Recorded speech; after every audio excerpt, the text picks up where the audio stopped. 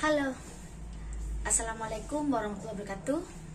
Jumpa lagi bersama Sylvia Proling. Hari ini aku mau cerita tentang menjadi TKW Hongkong.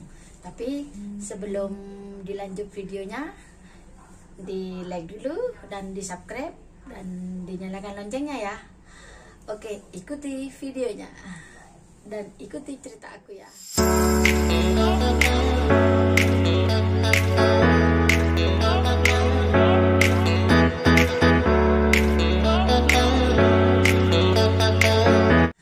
Oke teman-teman, aku mau cerita karena banyak teman-teman aku yang tanya ingin gimana sih mau kerja di luar negeri. Banyak temanku yang ingin kerja di luar negeri, di Hong Kong. Aku cerita ya, kalau ingin kerja di Hong Kong, di Taiwan, dimanapun, di Taiwan dan di Hong Kong, itu nggak bisa asal bawa yang seperti Malaysia. Malaysia kan bisa membawa, saudaranya membawa gitu. Kalau Hong Kong dan Taiwan itu nggak bisa, itu harus melalui PT. Dan sekarang peraturannya itu ketat banget, apalagi sekarang situasinya seperti ini. Terkadang tutup, penerbangan tutup, atau yang dari Indonesia itu tutup gitu, dan dari negaranya yang mau dituju itu ditutup gitu teman-teman. Jadi sekarang tuh sangat sulit sekali. Aku dengar yang sudah masuk PT itu banyak yang di cancel, yang namanya visa itu. Akhirnya apa? Ya nggak jadi terbang lah karena situasi dan kondisinya seperti ini. Kalau aku sih dulu, cerita aku itu kerja di Hong Kong nggak langsung seperti ini enak, nggak teman-teman. Aku dulu prosesnya panjang sekali. Aku dulu sebelum ke Hong Kong, aku kerja di Eratek. Aku berhenti di Eratek yang penuh aku kalau berhenti dari Eratek itu resikonya tuh berat sekali, karena itu adalah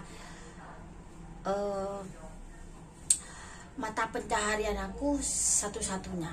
Aku putuskan untuk berhenti, resign dari Eratek, dari pabrik garment, untuk tujuan ke Hong Kong.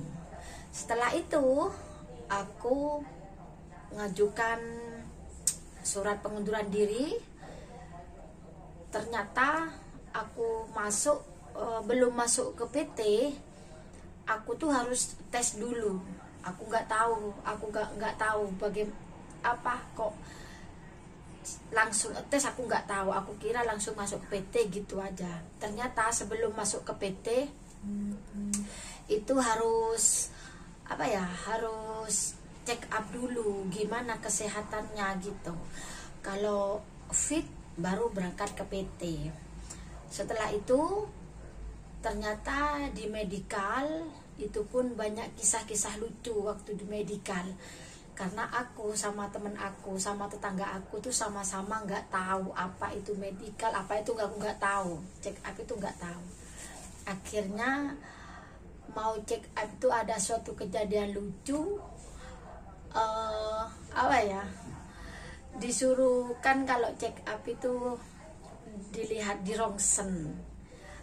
Aku sama teman aku tidak tahu, hampir waktu itu mau keluar karena disuruh buka baju, hampir mau keluar telanjang.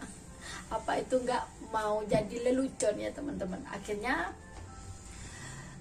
ada teman yang masuk, ternyata dikasih tahu, alhamdulillah punya punya jalan, diberikan kemudahan, nggak sampai terjadi nggak pakai baju. Nanti kalau seandainya waktu itu nggak ada temen yang ngasih tahu, mungkin ya bisa viral.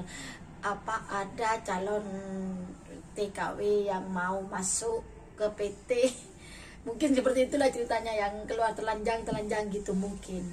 Tapi aku ini ada yang nuntun, kayak ada yang nuntun temen aku, orang-orang yang gak kenal dikasih tahu mungkin dia itu ex dari Taiwan atau ex Hong Kong, aku nggak tahu. Yang penting medical bersama, ternyata medical masuk.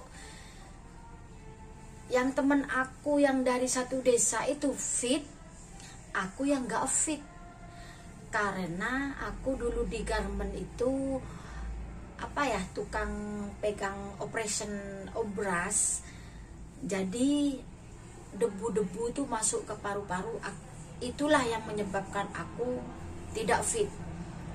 Katanya aku tuh punya paru-paru tapi nggak aktif. Tapi untuk sementara 1 hari itu nggak boleh masuk PT. Yang teman aku satu desa itu sudah masuk ke PT.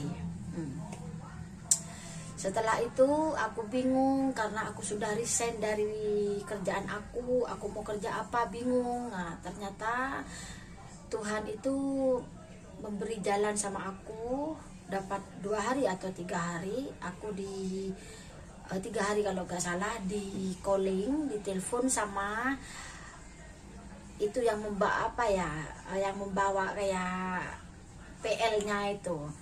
Akhirnya aku ditelepon bisa segera ke Malang, langsung masuk PT gitu teman-teman. Masuk setelah ada telepon itu, langsung aku keluar dari desa aku. Dari hari itulah sampai 7 tahun aku nggak pulang ke rumah sama sekali, meninggalkan keluarga itu 7 tahun nggak pulang sama sekali. Oke lah. Lalu aku masuk PT, mungkin ini garis tangan. Ternyata aku masuk PT, teman aku sudah masuk kelas, aku masuk belakangan. Tuhan berbicara, Allah itu memberikan jalan sama aku. Aku tuh mendapatkan majikan duluan dari teman aku yang masuk duluan itu. Dapat majikan, habis itu pasporan, habis itu latihan kerja itu 1 bulan. Akhirnya dengan kehendak Allah, visa aku cepat turun. Habis itu cepat terbang. Aku hanya nggak sampai 3 bulan terbang itu, nggak sampai 3 bulan aku terbang. Ternyata aku nyampe di Hong Kong, teman-teman, sama majikan nggak cepet diambil karena nggak tahu ada masalah apa majikan itu. Aku nggak cepet diambil, yang lainnya diambil semua. Aku 1 bulan lebih majikan nggak ngambil aku sama agen di Hong Kong disuruh kerja apalah itu, pokoknya tersiksa lah gitu. Tapi waktu itu nggak pakai pukul-pukul, nggak. Habis itu 1 bulan lebih aku diambil sama majikan aku. Ternyata anaknya jahat banget. Waktu itu aku 1 tahun nggak dikasih libur, nggak diganti. Aku coba bertahan karena aku harus finish di majikan yang pertama, karena finish itu adalah modal untuk sukses di menjadi TKW. Itu bagi aku ya, itu menurut penilaian aku, nggak sama. Akhirnya aku di situ selama potongan gaji 7 bulan. Waktu itu 3.000 potongannya 7 bulan. Dan selama 7 bulan itu teman-teman, aku bersih rumah 3, nggak libur, nggak dikasih uang, nggak diganti uang. 1 tahun tuh nggak libur. Yang lebih parahnya lagi, aku tuh setiap hari apa ya, ditutuk-tutuk sama sutil panas. Pokoknya udah menderita lah, jahat. Apa, nona aku tuh jahat banget. Semuanya udah pakai tangan gini-gini. Terus tidurnya selama 5 bulan itu ditikar, di bawah tikar. Tapi aku nggak pernah mengeluh, nggak pernah apa ya, aku nggak pernah menyerah. Aku terus berjuang karena pikiran aku ingat pesan bapak aku, jangan takut karena Tuhan selalu ada di hati kamu. Itu pesan bapak aku. Lalu setelah itu semangat aku terus membara. Aku nggak boleh ngebreak. Aku harus bener-bener semangat di majikan ini sampai bener-bener sukses, apapun itu resikonya.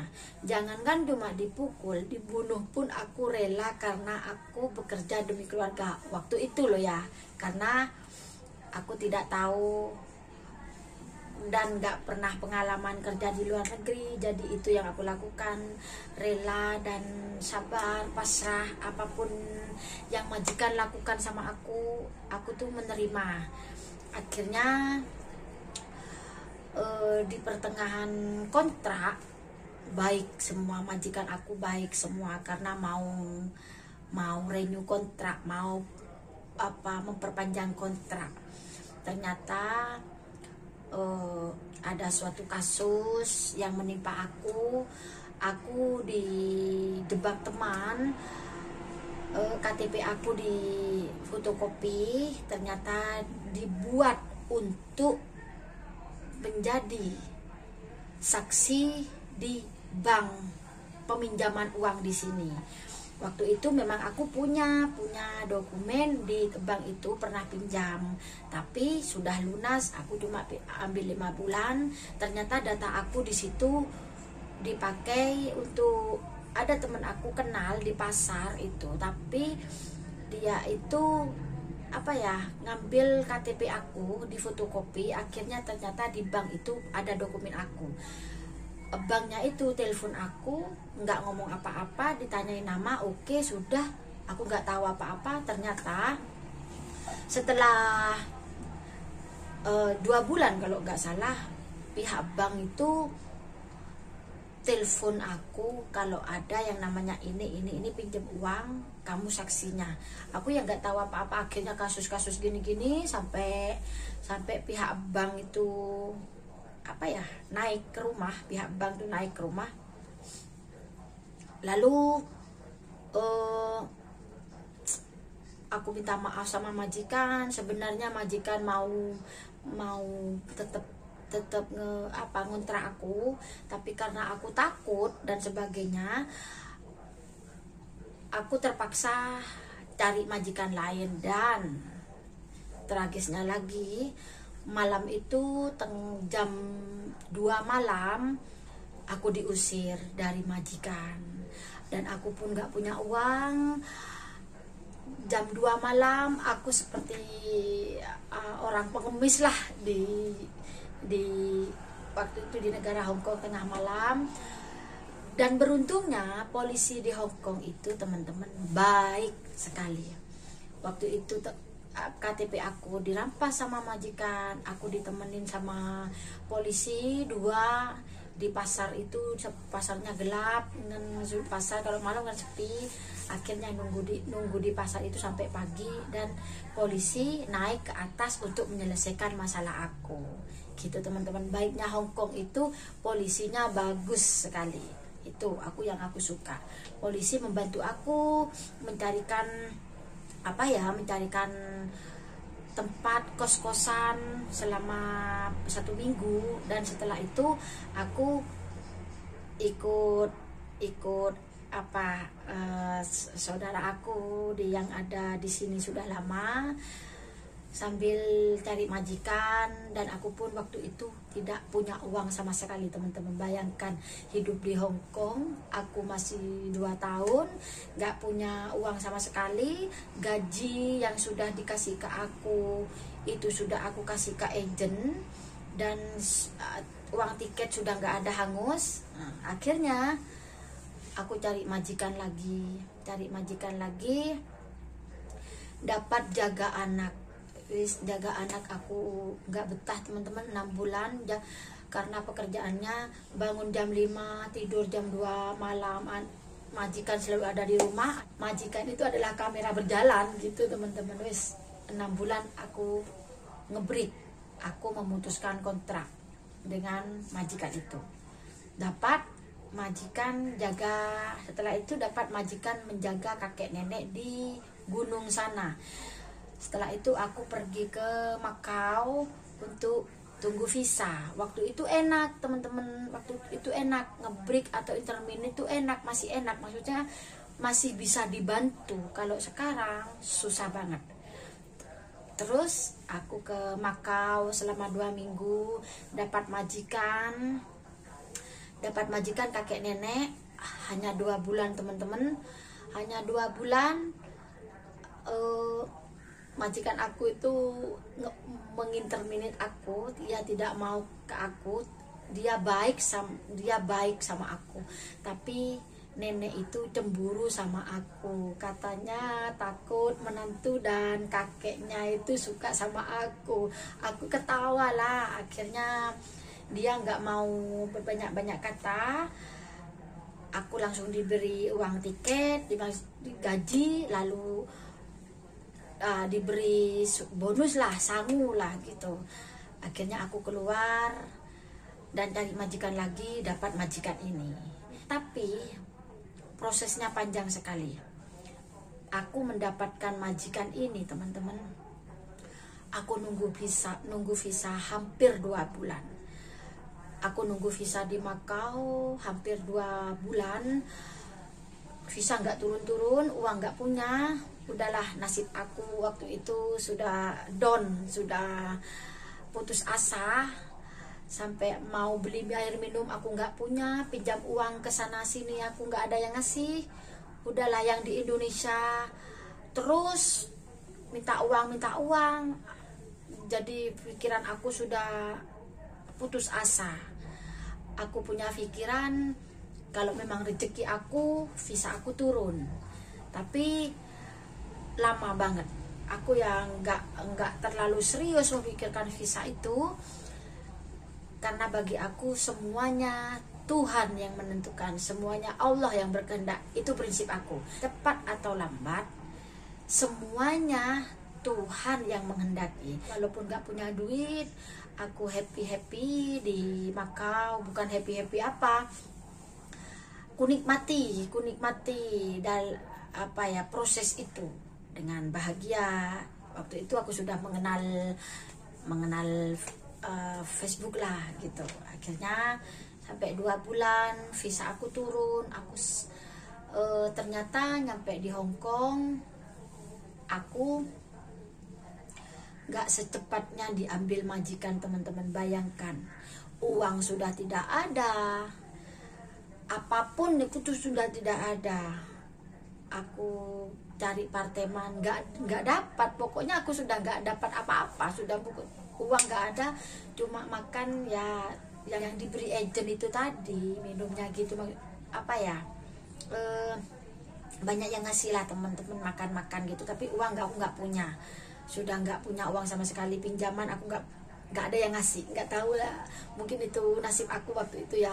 Habis itu dapat majikan ini, nggak langsung enak teman-teman, nggak langsung seperti ini. Majikan ini selama 1 tahun hidupku menderita karena nenek aku itu nggak suka sama aku, nggak mau berbicara dalam masa 1 tahun, dan nggak mau makan masakan aku. Bayangkan, aku mau tidur kayak nggak enak karena majikan nggak suka sama aku gitu teman-teman. Tapi aku punya prinsip, apapun yang terjadi aku nggak mau keluar. Yang penting bukan jaga anak, karena aku jaga anak nggak suka. Aku suka jaga orang tua. Apapun yang terjadi, apapun yang dia lakukan sama aku nggak akan mungkin keluar. Ternyata 2 tahun dia ngontrak lagi sama aku. ngontrak aku. Terus ternyata lama-lama aku di sini kerja di sini merasa nyaman sekali, walaupun nggak ada tambahan bonus ini itu, aku sudah tidak mempermasalahkan itu. Yang penting aku nyaman bekerja di sini dan tidak tertekan, aku kerja enak gitu loh teman-teman. Ya sampai sekarang aku sudah 10 tahun ikut majikan ini. Aku di Hong Kong sini sudah 13 tahun. Tapi semuanya itu butuh perjuangan teman-teman, nggak langsung instan, semuanya butuh proses. Dan aku pun percaya proses itu pasti semuanya untuk sukses itu butuh proses, nggak instan. Aku percaya Allah itu memberikan jalan takdir pada aku itu sempurna, pasti sempurna. Tuhan itu memberikan jalan sama aku itu pasti nggak salah, nggak akan pernah tertukar. Semua orang tuh ada garisnya masing-masing. Aku percaya itu pasti indah pada waktunya. Yang penting jalani dan enjoy lah, jalani kerjaan yang sudah ada, syukuri apa yang sudah ada. Itu prinsip aku teman-teman. Itu perjalanan aku. Nggak mudah menjadi TKW manapun, semuanya butuh perjuangan teman-teman. Aku mau ngasih tahu sama teman-teman yang di Indonesia yang masih belum ke luar negeri, ingin kerja di luar negeri, ya seperti itu. Pikirkanlah matang-matang untuk pergi ke luar negeri, karena di luar negeri itu butuh keberanian dan 100% harus benar-benar nekat. Kata orang aku tuh harus benar-benar nekat, harus benar-benar punya pikiran yang tekad 100%. Nggak usah toleh kanan kiri, nggak usah kalau memang benar-benar ingin ke luar negeri ya, nggak usah mikirin omongan ini itu, nggak usah. Ikuti sesuai kata hati sendiri, karena kata hati tidak akan pernah bohong teman-teman. Yakin dan pasti Tuhan itu memberikan jalan yang terbaik. Apa yang diambil sekarang itulah Tuhan yang menentukan, itulah Allah yang menentukan. Nggak usah takut, nggak usah khawatir. Apapun yang terjadi, serahkan saja sama Allah dan jangan lupa berdoa dan berusaha. Itu kuncinya teman-teman. Bersyukur gitu teman-teman. Jadilah aku yang seperti ini karena banyak teman-teman aku yang chat aku, katanya aku di sini kerjaan enak gini bla bla bla bla. Semua itu tergantung diri pribadi, karena orang tidak tahu apa sebenarnya yang kita alami, itu tidak tahu. Orang hanya melihat kita itu dari luar, dan tidak perlu kita itu memberitahukan sama orang itu. Tampak tunjukkan kebahagiaan kita, walaupun sebenarnya nggak tahu deh di belakang itu, aku nggak tahu. Pokoknya yang penting bersyukur apapun itu yang terjadi. Oke teman-teman, itu kalau mau ke luar negeri jangan setengah-setengah, karena di luar negeri itu nggak ada yang nolong teman-teman. Di luar negeri itu benar-benar hidup sendiri, yang bisa menolong hanya Tuhannya masing-masing. Itu kalau kita benar-benar menyerahkan diri sama Allah, sama Tuhannya masing-masing, pasti jalannya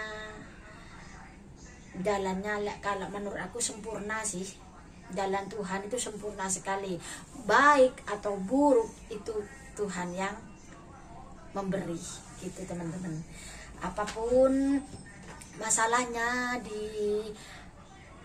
jadi TKW apapun itu nggak usah khawatir dan nggak usah takut, serahkanlah sama yang di atas, ya teman-teman.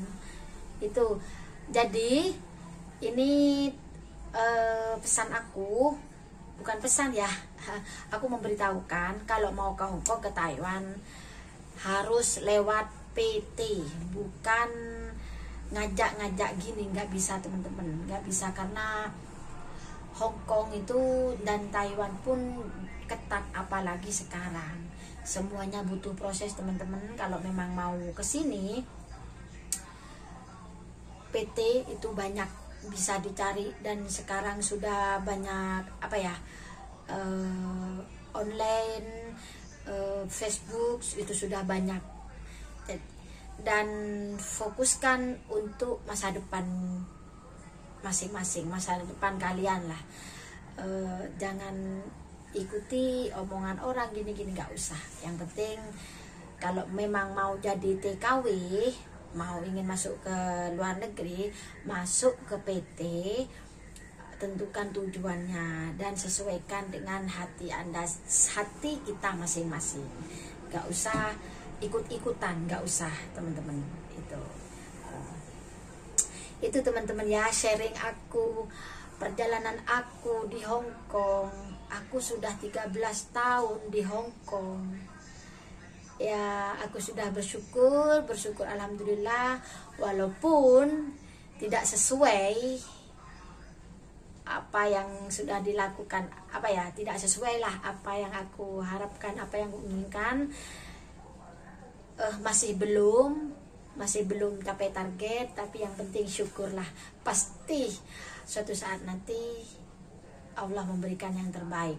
Itu menurut aku, itu pemikiran aku. Oke teman-teman, itu sharing aku. Jadi kenapa aku sekarang enak,